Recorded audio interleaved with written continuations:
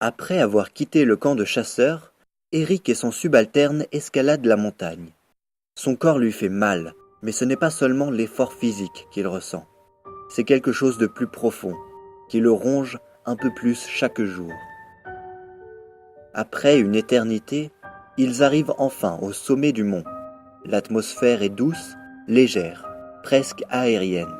C'est un véritable sanctuaire. Le lieu semble les accueillir, comme une mère accueille son enfant. Eric semble de plus en plus apaisé. Limasman l'est également. Eric perd connaissance, ce sont ses derniers instants. Il s'effondre. Il ne se passe rien.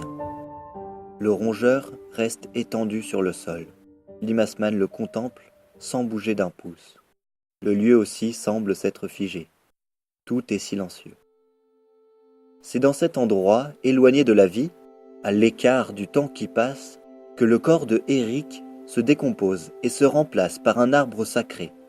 La noisette coincée dans le dos du rongeur s'est nourrie de sa chair pour accroître, et l'âme de Eric a enfin trouvé sa place dans cet arbre. Limasman, resté immuable tout ce temps, continue d'attendre. La paix intérieure qu'il garde profondément ancrée lui permet de se suffire à lui-même. Son état de conscience, bien supérieur à la normale, lui permet de ne pas penser et de ne pas ressentir. Il est détaché de toute dépendance et de toute contrainte physique. Limasman acquiert sereinement le statut d'immortel. Le grand Dieu créateur, ayant assisté à la scène, prend la décision de sacrer Limasman et de lui octroyer une petite planète recouverte d'herbes et de coquelicots, dévêtue de tout vice et dépouillée de tout problème.